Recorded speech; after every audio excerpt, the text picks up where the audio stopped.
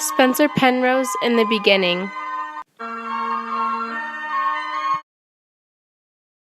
I'm a man that had an interest, however, never exposed it until the time came.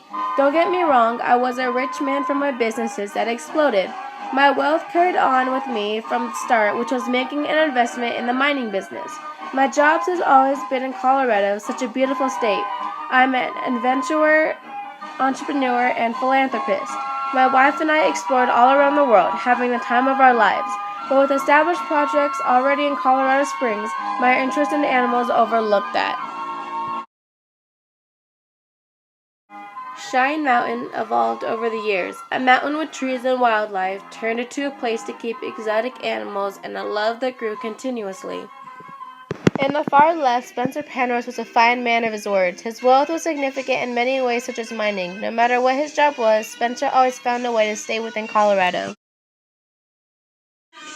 1916. A gift can change a life. With an interest of animals that carried on throughout Spencer's life, history shows that a gift so extraordinary could have possibly started everything. 1913. A ranch that was a settlement of animals.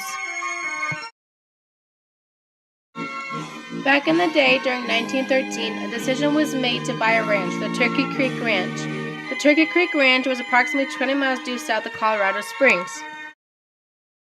This ranch was purchased by the person who started it all, Spencer Penrose. Turkey Creek Ranch soon became a home for his gift bear, the first animal he received. A normal-sized ranch has very similar animals, close to what would have been shown at any other ranch. For instance, cattle, sheep, and horses were all involved at having a home. However, along with those animals, deer and elk were added onto the list. Deer and elk were very important to have around the ranch. Spencer always felt the urge to be ahead of the game with more animals. However, problems were occurring with these certain animals.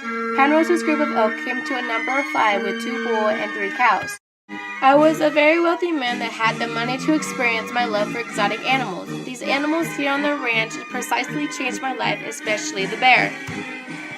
Although this ranch was good in every way, my elk and deer would act very odd, making me question if the problem was a particular animal. It was strange behavior that eventually went overboard. For instance, the elk of my own were dying and escaping out of the ranch.